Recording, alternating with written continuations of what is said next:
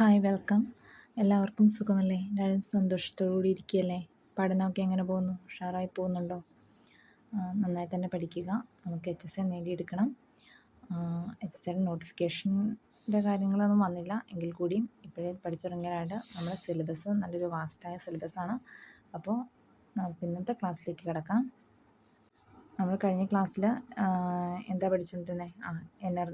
Shape of the ഓർബിറ്റിലൊക്കെ അല്ലേ, അതിൻ്റെ energy അങ്ങനെയുള്ള, പിന്നെ അതുമായിട്ട് ബന്ധപ്പെട്ട് വരുന്ന കുറച്ച് റൂൾസാണ് ഇന്ന് പഠിക്കാനുള്ളത്. ഹാഫ് ബാത്ത് തത്വം പഠിക്കാനുണ്ട്. അതുപോലെ പൗളിയുടെ അപവർജന തത്വം പഠിക്കാനുണ്ട്. അങ്ങനെയുള്ള കുറച്ച് റൂൾസ് ഉണ്ടല്ലോ, അപ്പോൾ അതൊക്കെ ഇന്ന് നമുക്ക് പഠിക്കാം. അപ്പോൾ ഇതെന്താണെന്ന് നോക്കാം. ഹാഫ് ബാത്ത് തത്വം എന്താണെന്ന് നോക്കാം നമുക്ക്. ഓക്കെ, ഹാഫ് ബാത്ത് തത്വം അല്ലെങ്കിൽ ഓഫ് ബോ പ്രിൻസിപ്പിൾ അല്ലേ. ഓഫ് ബോ പ്രിൻസിപ്പിൾ എന്ന് പറഞ്ഞിട്ടുണ്ടെങ്കിൽ, ഓഫ് ബോ മീൻസ് എന്താണ്? ബിൽഡപ്പ് എന്നാണ് അർത്ഥം അല്ലേ. ആറ്റങ്ങൾ നിമ്നോർജ അവസ്ഥയിലായിരിക്കുമ്പോൾ ഓർബിറ്റലുകളിൽ ഇലക്ട്രോൺ നിറയുന്നത് അവയുടെ ഊർജത്തിൻ്റെ ആരോഹണ ക്രമത്തിലാണ്. എന്താണ് ഇവിടെ പറയുന്നത്?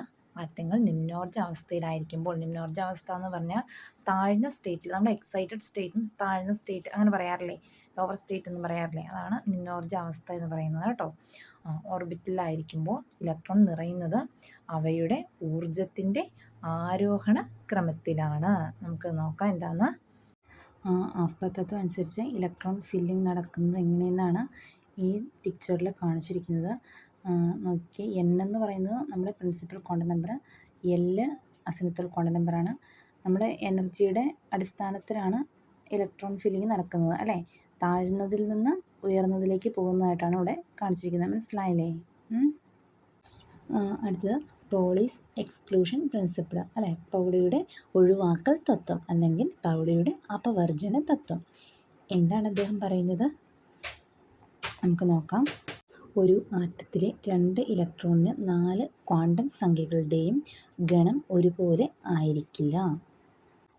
ഈ പ്രിൻസിപ്പിൾ മെയിനായിട്ട് ഉപയോഗിക്കുന്നത് ആറ്റങ്ങളുടെ ഇലക്ട്രോൺ ഷെൽ ഘടന വിശദീകരിക്കാനും നിർണ്ണയിക്കാനും, അതുപോലെ ഇലക്ട്രോൺ ദാനം ചെയ്യാൻ സാധ്യതയുള്ള ആറ്റങ്ങൾ ഏതൊക്കെയെന്ന് പ്രവചിക്കാനും. പിന്നെന്താന്ന് നോക്കി, ഒരേ പരിക്രമണ പദത്തിൽ 2 ഇലക്ട്രോണുകൾക്ക് മാത്രമേ അവിടെ നിൽക്കാൻ കഴിയുള്ളൂ. ഒരേ പരിക്രമണ പദത്തിൽ കാണപ്പെടുന്ന 2 ഇലക്ട്രോണുകൾക്ക് വിപരീത സ്പിന്നുകൾ ഉണ്ടായിരിക്കണം, അല്ലെങ്കിൽ അവ സമാന്തരമായിരിക്കണം. എന്താ പറയുന്നത്?